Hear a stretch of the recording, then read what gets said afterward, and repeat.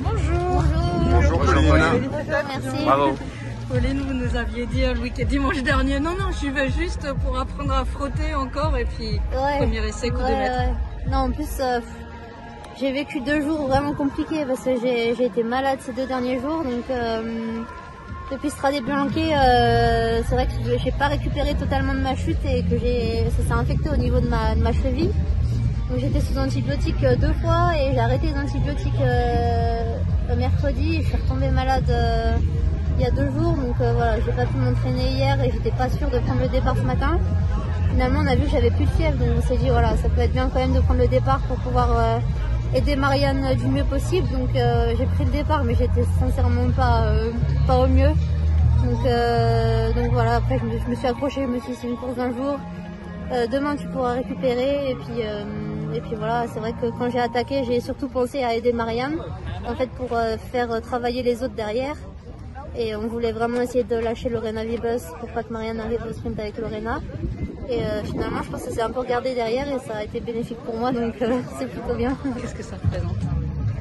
C'est vrai que j'arrive pas trop à réaliser parce que j'étais dans un stade un peu pas bien, à devoir attaquer pour aider Marianne à me retrouver devant et puis avec 30 secondes, avec 50 secondes.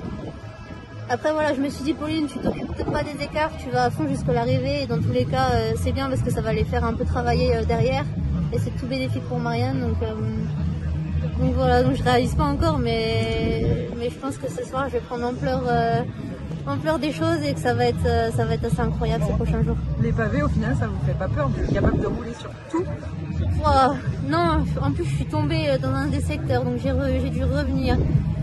Mais bon c'est ça la vie en fait, j'ai l'impression qu'il faut toujours persévérer et puis rien ne peut m'arrêter quoi.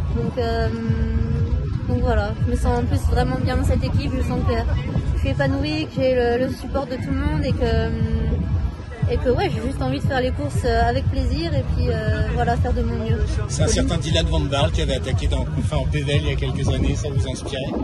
Ouais, forcément. Puis dans la radio, il me disait t'es en train de faire la même chose que Dylan. Et là, j'ai essayé de pas écouter parce que je me suis dit bon, te laisse pas distraire Pauline. Mais ouais, je pense que Dylan là en ce moment il est fier et que ouais, j'ai hâte de le voir demain pour profiter avec lui et célébrer cette victoire. Qu'est-ce que vous avez réalisé, que vous êtes dit j'y vais là? Je suis encore en train de réaliser, donc c'est une très bonne question. Non, j'ai juste attaqué en vrai dans une partie bitume. Marianne m'a dit attaque dans une partie pavée et je sentais que en fait ça roulait déjà vite et que je faisais pas la différence. Donc après les parties pavées, je savais qu'à chaque fois tout le monde avait besoin de souffler un peu. Et là j'ai vu que voilà, c'était le moment jamais pour y aller, donc j'ai attaqué et derrière je pense qu'elles ont mis un peu de temps à réagir et après voilà, le temps que ça s'organise, des fois chez les filles c'est un peu compliqué, donc j'ai profité de ça. Vous avez fait le tour des réactions chez les coureuses à l'arrivée.